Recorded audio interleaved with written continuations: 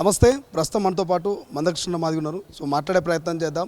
So ఏదైతే SC వర్గీకరణ విషయంలో గత నెల రోజుల నుంచి కూడా కుల మత భేదం లేకుండా అటు యువకుల్ని, జర్నలిస్ట్ని, ఇక అధ్యాయాలకు సంబంధించిన ఎవరైతే మేధావుల్ని అందరినీ కూడా కూడగడతా ఉన్నారు, ఉద్యమాన్ని నడిపించే ప్రయత్నం చేస్తూ ఉన్నారు.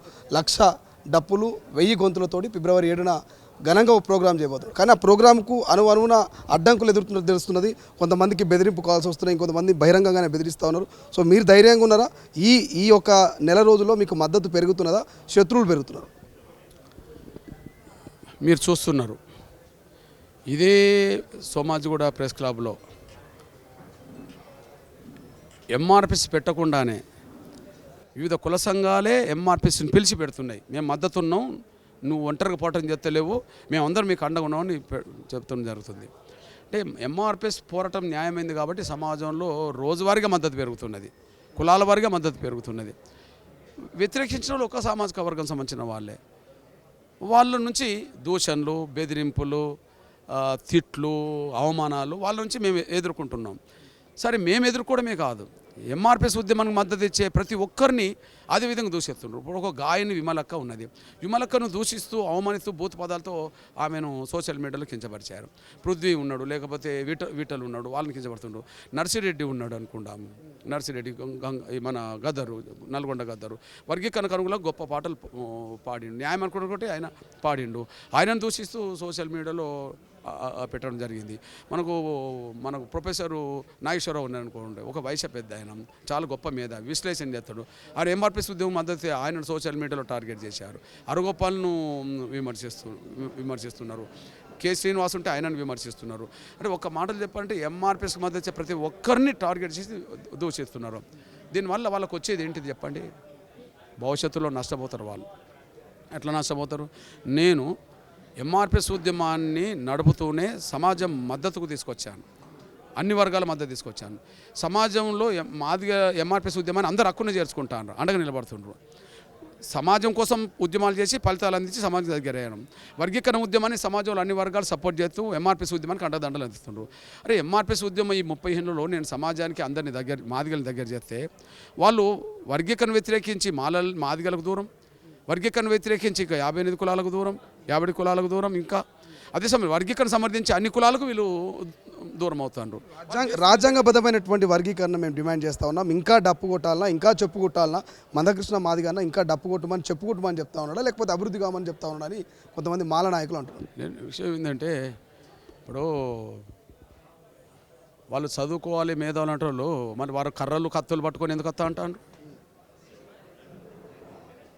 బరిసెలతో మీటింగ్ పెడతా అంటున్నారు కదా, ఇదేనా అంబేద్కర్ చెప్పింది? బరిసెలతో కర్రలతో మేము ప్రదర్శన చేస్తాం 1,00,000 అంటున్నది అదేనా? అది చదువా? బరిసెలు తీసుకురావడం, కర్రలు తీసుకోవడం చదువా? డప్పు అనేది సమాజ సేవలో నిమగ్నమైంది కదా, సమాజ సేవలో నిమగ్నమైంది. ఏదైనా గ్రామాల్లో శుభకార్యాలకు అశుభకార్యాలకు డప్పే మోగుతుంది కదా, ఒక పండుగలకు కూడా డప్పు మోగుతుంది కదా, ఏదన్నా ముందుకు వచ్చినప్పుడు, ఏదన్నా విజయోత్సవం జరిగినప్పుడు విజయోత్సవం జరుగుతాయి కదా.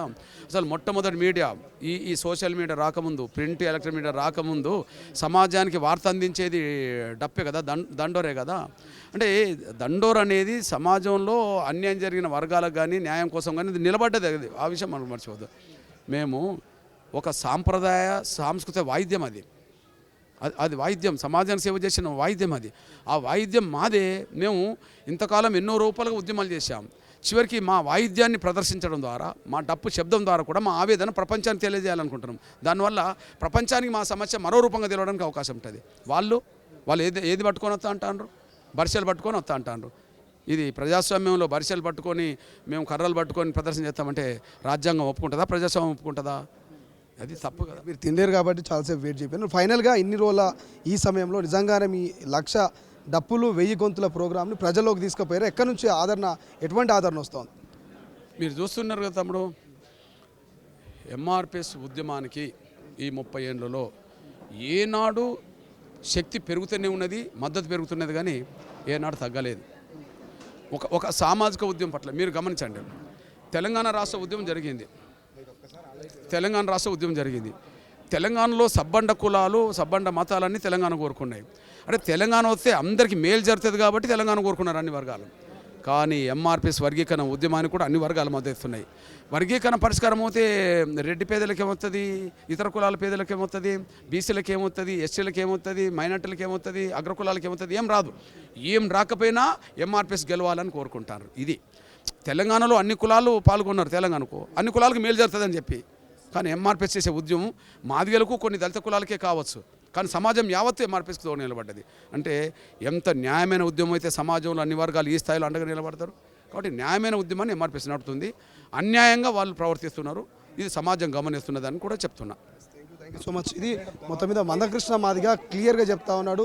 సో మాదిగ సామాజిక వర్గం కోసం కాదు, అన్ని కులాలు కూడా మాకు సపోర్ట్ చెప్తా ఉన్నాయి. తెలంగాణ ఉద్యమంలో ఏ రకంగా అందరూ ఏకమై తెలంగాణ ఉద్యమాన్ని సిద్ధం చేసుకున్నారో, సో ఏదైతే ఎస్సీ వర్గీకరణ విషయంలో కూడా ఖచ్చితంగా అందరి మద్దతును కూడగొట్టుకొని ముందుకు పోతామంటూ మందకృష్ణ మాదిగ చెప్తున్నటువంటి పరిస్థితి. కెమెరా పర్సన్ అజర్తో శ్రీశైలం, తొలి వెలుగు, సోమాజిగూడ ప్రెస్ క్లబ్. ప్రపంచంలో ఏ మూల ఏ క్షణం ఏం జరుగుతుందో వేగంగా తెలుసుకోవడానికి తొలి వెలుగు వాట్సాప్ ఛానల్ని ఫాలో చేయండి.